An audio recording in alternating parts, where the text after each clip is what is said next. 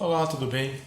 Todos nós somos relativamente familiarizados com o termo o canto da sereia, para falar de uma conversa fiada, um papo furado, uma conversa que passa em cima de mim para tentar me aplicar o golpe.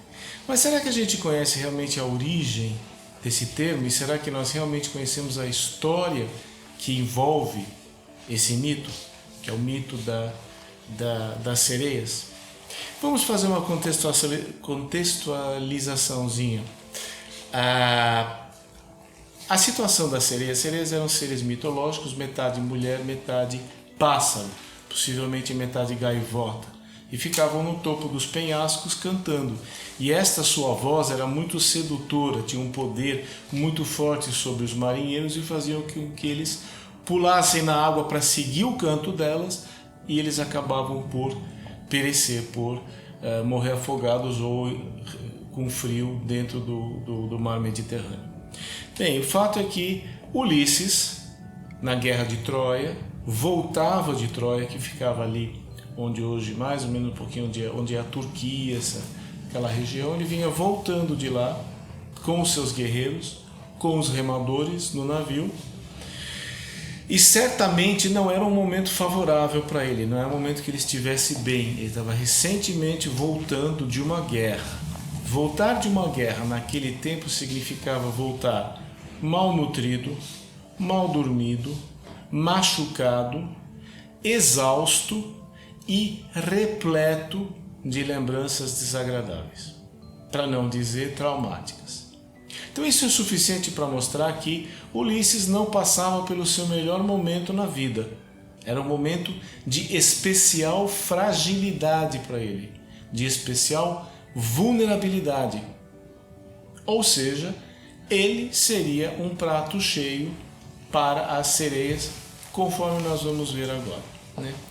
Essas sereias, muitas vezes, quando nós ouvimos a história, pensamos assim que eram exímias cantoras, eram cantoras fantásticas, né, cuja voz era inebriante. Mas quando nós lemos o texto na Odisseia de Homero, e a gente vai ver o que de fato está descrito ali, além da voz maravilhosa que elas tinham, Ulisses avisou os marinheiros: olha, cuidado, não entra na conversa delas, não entra no canto delas, não queira os campos floridos em que elas habitam. Ou seja, além simplesmente de serem boas cantoras, elas também traziam a promessa de um lugar paradisíaco, de um lugar de bem-estar e de deleite.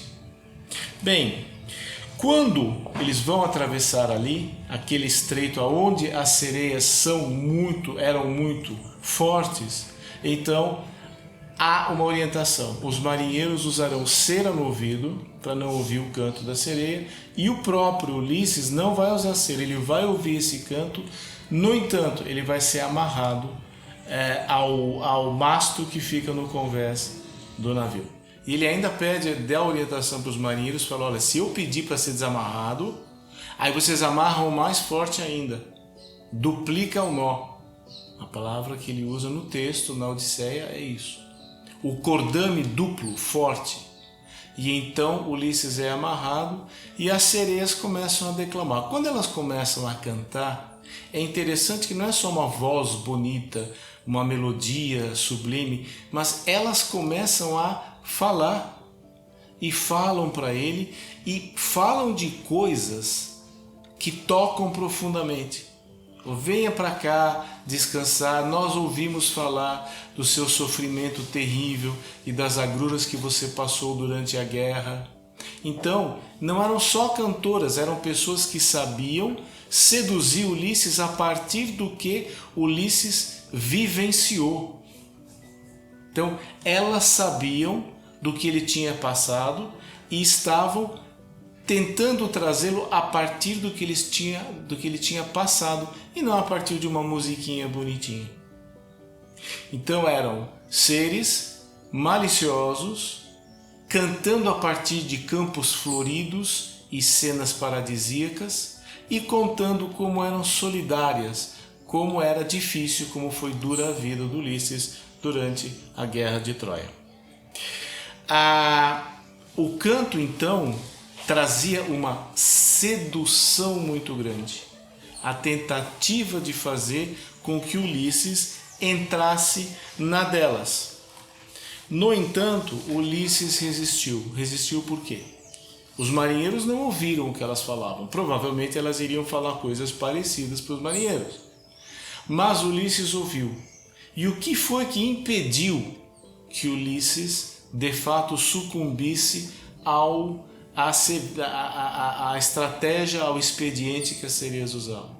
Era o fato de que ele havia voluntariamente se amarrado ao mastro para lá permanecer, mesmo que o seu estado de espírito mudasse, mesmo que emocionalmente ele se sentisse tentado a mudar de ideia. Esta imagem, nós gostamos de pensar sempre no Ulisses como o vencedor, aquele da vontade de força de vontade de ferro, mas é muito mais proveitoso para nós do século XXI e que praticamos mindfulness ou temos outras formas de cultivar o bem-estar em nossas vidas. Para nós é mais interessante, é mais proveitoso pensar no Ulisses como o homem perplexo, exaurido de recursos e submetido à sedução por estar numa situação melhor do que aquela que ele se encontra naquele momento. Perplexidade e exaustão, exaurido de seus recursos. Bem, nesse momento dificílimo, o que é que permitiu que Ulisses mantivesse seu rumo, seu prumo e não sucumbisse à vulnerabilidade daquele momento? Era o fato de ele estar amarrado, firmemente atado, firmemente preso no mastro do navio no qual ele vinha navegando. A metáfora para o nosso cotidiano, para o nosso dia a dia, para nós que praticamos a atenção plena, é nós nos amarrarmos, nós nos ancorarmos à nossa respiração. A nossa presença é a nossa garantia no momento da perplexidade. E qual é o garante, qual é o testemunho da nossa presença? É a nossa respiração, que não engana, que não seduz, que não ludibria e que não adjetiva a nossa experiência. Foi essa presença silenciosa, firme e compacta do navio que permitiu que Ulisses, através do seu ancoramento, ultrapassasse um momento dificílimo, um momento desafiador, um momento de vida ou morte. Da mesma forma, nós que praticamos a atenção plena, podemos lembrar, no momento mais difícil, no momento mais perplexo, no momento de maior pobreza de recursos, esse é o momento de não brigar com as sereias, os seus cantos e as suas promessas. Não adianta. Porque na minha presença e na minha respiração estão ali todos os elementos que eu realmente necessito para não me perder no momento mais confuso, no momento mais carente da minha existência. Então, fica aqui a dica: a respiração é o nosso mastro, a respiração é a nossa nau, a nossa presença é o que vai nos assegurar atravessar o momento mais confuso da nossa existência. É isso aí, obrigado.